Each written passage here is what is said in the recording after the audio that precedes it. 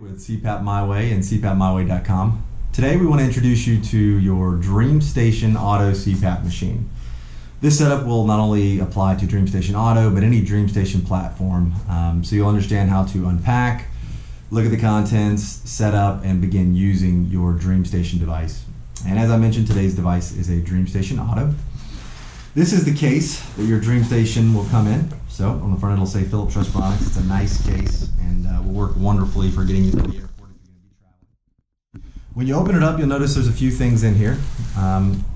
First and foremost, you'll see some tubing up top.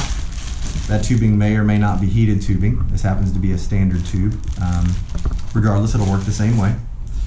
You have your power converter brick as well as your AC plug, and we'll hook those up in a minute. And then of course, in the bottom here, you have the actual DreamStation device itself. Additionally, you'll see that you have the manual inside here somewhere, so you have your own setup instructions, and definitely should read through that before operating the device to have a full understanding. Put the case to the side for a moment. So first thing we want to do is actually hook everything up. So that's a very simple process. Obviously first you're going to find your power supply here, and on the side of the DreamStation is an obvious little green port that will match up with the green connector, just like that. It is important that it go all the way in there. We've had some people call in and have an error on the front. It was just because the plug wasn't all the way in. It's recessed so that it fits nicely underneath there. You can flip it back or forward depending on where your cord is going to be leading. For us, going backwards is best here. The end will plug into your AC power supply here, which we've got one unwrapped. Let's not do that. Here we go. And that'll plug in right there just like that. So you'll see that the screen turns on and it'll say DreamStation Auto CPAP. And it'll take you to your menu. We'll go to that in just a few minutes afterwards. The next thing you have in here is obviously your tubing. So this, as I said, is standard tubing. This is the Philips brand tubing. Both ends of this tubing are exactly the same. They're 22mm cuffs, so it doesn't matter which end goes to the machine and which end goes to the mask, but one end will want to go there and one end will go to the other. So the one thing you will have to keep in mind is that if it's a heated tube, you'll notice on one end or the other there's a little bit of an electrode plug that'll plug right into that little port there on the tubing adapter. But for our demonstration here, we're just going to slide the tubing on. It doesn't have to go on a crazy long way. As long as it's on there and it's firm, you're good to go. To remove it, do not pull from here. Definitely grab it on the little grooves there, pinch and wiggle back and forth. It'll crawl its way right off of there. You don't want to rip your tube. The other end will obviously go to a mask. We won't do that in this demo, but it will hook up to any mask. It is universal. Okay. As far as the device itself, I want to show you one little feature that's kind of nifty about this one. So you notice there's a little, and pull the humidifier away from the CPAP, it will separate. So for traveling purposes, this is really nice. You can take your tube off the humidifier and then plug it right onto the back of the DreamStation Auto. So when you're on the road, you might could substitute the humidifier for an HME and travel a little lighter. Additionally, you'll notice that the same little electrode plug area is right there. It obviously will not heat the tube if it's a heated tube, because there's no purpose in heating a non-humidified tube, but it will slide in there in an appropriate way. So make sure you put it in right if you have that heated tube. Okay, so real simple if you're traveling. That's a nice feature about this machine. To put it back together, it's as simple as lining it back up and pressing it until it clicks, and it's ready to rock and roll. The machine knows when you connect and disconnect from the humidifier, so there's no necessity to change any settings. The humidifier has a water chamber inside, so if you pull down on this little tab and pull up on the cover, the humidifier right up and out for you. This chamber is designed to be used with distilled water only. It has very obvious maximum fill lines.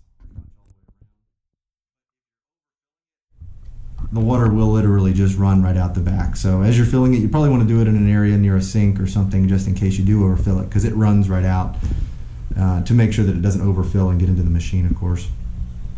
It is best to remove the humidifier and fill it so that you don't accidentally pour water in your machine. Just a good measure to make sure you don't mess anything up. This should be cleaned at least once a week with mild soap and water or a vinegar and water. That's important. Additionally, just as important is that you empty the contents every day in the morning and refill at night with fresh distilled water. You don't want to be growing things in here, so the best bet is to empty it daily and let it air dry somewhere outside of the machine, because closed humidified areas tend to grow things and we don't want that to happen to you. Once you've filled it, close it and make sure that lid snaps. It won't run right, so it must click when you put it back on there. The only other piece of maintenance on this machine that you have to do routinely is if you flip open, the right of the screen is your filter housing, which I'll pull out, and your SD card. This is great for follow-ups with your doctor. Take it with you if you're going to see your doctor, and monitor your usage and make sure that everything's working okay. Here are two filters. So you saw them when I pulled them out, they were assembled together. So pull them apart the exact same way. This thin one is a disposable filter. It should be thrown away every 2 to 4 weeks depending on your house. If you have pets, you definitely are going to want to throw it away. If you keep your windows open pretty frequently, you're going to go through these pretty fast. But you'll want to toss it every 2 to 4 weeks. Just take a look. If it's discolored, it's time to go. Additionally, this one here is a little bit more of a foam filter, and it needs to be rinsed out once a week. So you'll pull it out, separate these, rinse this with warm water real well. You can use your hand to kind of brush it along. Then air dry it for a little while, put these back together. They will only go together one way, so if you attempt to put it together the wrong way, it'll be very obvious. Once you get it back together and it's dry, stick it right back into your machine. Door here.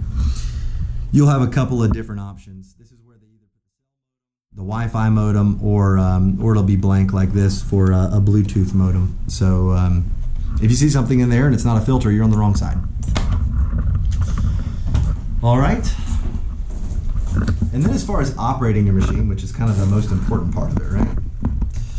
It is equally as simple. The machine should come to you as simple as literally, once you've gone through the putting the water in there, just turning the machine on, which is done with this top button here. So press it down firmly, and you'll notice that the screen comes on. Starting pressure on this machine is 4 centimeters, so you'll see that right up front. Additionally, you'll see a little number 3 down in the bottom there with some wavy lines beside it. You may also see another number up top that will indicate the tubing temperature if you have a heated tube. So the easiest way to adjust your humidity is to do so when you first turn the machine on. So if you just twist this knob right now, it will go up or down, as low as 0 or as high as 5. Most of the time it starts at 3. And lock it back in and it'll be set there. You would know that you need to increase humidity if you wake up and you're dry after a night or two of using this in your airway. You're going to want to turn it up a notch. And obviously the opposite if you have too much humidity. So if you had condensation in the tube or in the mask, you'd want to go down a notch. Okay?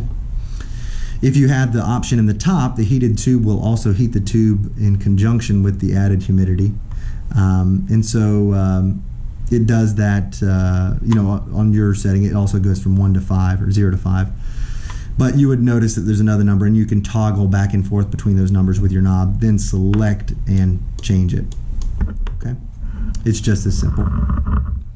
Additionally, up top, you're going to see a secondary button to the power button. And currently at 4 is the lowest pressure.